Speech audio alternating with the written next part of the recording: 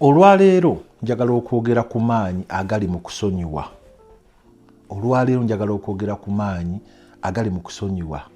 Neera lwaki Katonda ayagala nnyo tusonyiwenga, tusonyiwaganenga. Nti mu kusonyiwagana bantu babiri beesonyiwa. Wabula ayagala tusonyiwaganenga ate ayagala tusonyiwenga. Nti oli ne waba nga yakusobya naye nga takkiriza mbu yakusobya, kikakatako gwe nga gwe ku ludda olulwo okumusonyiwa. Era Katonda ekyo akyagala nnyo. Kaabe nga yakukola ki? Ne bw'olowoozaamu ekintu ekikyasinza okubeera ekibi ekiyinza okukutuukako, kaabe nga oyo muntu yakikukola, Katonda aba ayagala omusonyiwe.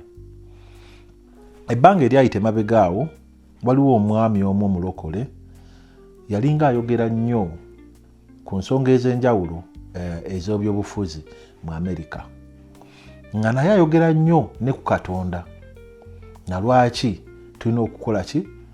Okusenyesera kusomesa abaana baffe ne famire, n'okukuza famire, n'okusomesa Katonda, okusomesa eddiini, okusomesa abantu okussa mu bannaabwe ekitiibwa, nga otegeera nti omuntu wa muwendo, obulamu bw'omuntu bwa muwendo, okitegeera n'omwenkanonkano mu bantu nti ffenna tuli bantu twenkana. Oba oli muddugavu, oba oli mweru, oba oli wa papa, oba oli wa bbulu, ffenna tuli bantu. Tukola ki? Tulina omuwendo gwe gumu eri Katonda. Baamukuba amasasi ne bamutta. Ne wavaayo abantu abamu abaasanyukiranga ekikolwa ekyo, abaali tebawagira bye yali ayogera. Naye ekyewuunyisa mukyala we yayimirira ku TV nga bagenda okuziika omwami ono, n'alangirira nti omuntu oyo yakubye bba wange amasasi. Njagala okuyimirira wano mbagambe nti musonyiye. Musonyiye, yadde kinnuma bba wange yagenze, naye omuntu oyo musonyiye. Kubanga ne bba wange kye yandiyagadde okukola, ate ne Katonda kyayagala nkole. Amaanyi agali mu kusonyiwa mangi, kubanga gakusumulula okusobola ate okugenda mu maaso. Buli bw'osonyiwa, buli bw'otereka obusungu ku mutima, weekuumira awo mw'eyo embeera gy'oba olimu ey'obulumi, n'otasobola kugenda mu maaso. Ate Katonda n'ekirala ayagala nnyo tusonyiwe, kubanga ye asobodde otusonyiwa ebintu ebingi ennyo bye tutasobola na kutegeera. Tusobeza Katonda mu ngeri nnyingi nnyo, ne Katonda n'atusonyiwa. Buli kibi kye wali okoze ku nsi ya Mukama kuno, kakube kulimba, kakube kubba, kakube kukumpanya, buli nsobi gye wali okoze, bw'obanga wategeera Yesu Kristo n'ogyenenya ng'oyita mu Yesu Kristo, Katonda agikusonyiwa. Omuntu kaabe nga yatta abantu ekyalo kiramba, n'ajja eri Mukama ne yeenenya, n'afuna obulokozi mu Yesu Kristo, amusonyiwa ebintu ebyo byonna. So okusonyiwa kwa Katonda kutulaga ekyokulabirako lwaki tulina okusonyiwa. W'osinzira ku ebyo Katonda byakusonyiye, tewali kintu muntu ku nsi kyayinza kukola n'oba nga tosobola kumusonyiwa. Era ekyo Katonda kyatwegezako okukola ki? Okutulaga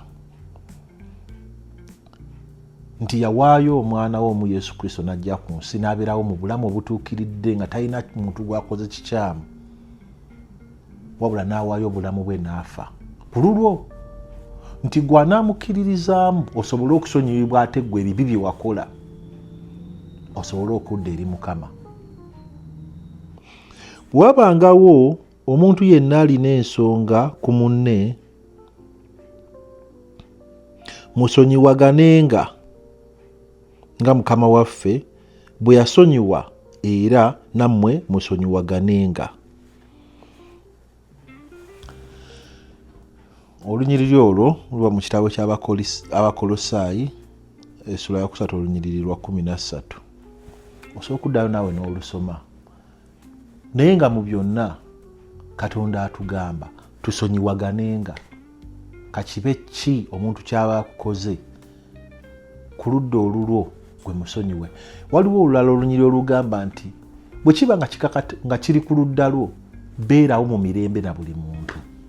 As long as it depends on you, live peacefully with everyone. Gwe kikukakatako okubeerawo mu mirembe na buli muntu. oba yakuyisiza bulungi oba takuyisiza bulungi, gwe kikakatako gumuyisa obulungi. Amaanyi mangi agali mu kusonyiwa nti osumululwa okusobola okugenda mu maaso. Buli bw'otasonyiwa oyinza n'okulemererwa okukola ebyo by'obadde olina okukola Katonda by'abadde akutegekedde okukola. So bannange abooluganda mbazaamu amaanyi, oba waliwo alina kye yakukola musonyiwe. Teweetaaga na kumugamba nti omusonyiwe, wabula gwe nga gwe osobola okumusonyiwa ku mutima gwo n'osobola okugenda mu maaso. Bw'obanga osobodde okumutuukira osobola omugamba nti omanyi ki, ekintu kye wankola kino ne kino ne kino kyampisa bubi naye nkusonyiye. Ye ne bwakuddamu obubi n'agamba onsonyiwa biki, gwe kikole ku lulwo olyoke osobole okugenda mu maaso. Mukama bankuumire, mubeere bulungi, mweraba. Tulabagane mu vidiyo eneddako.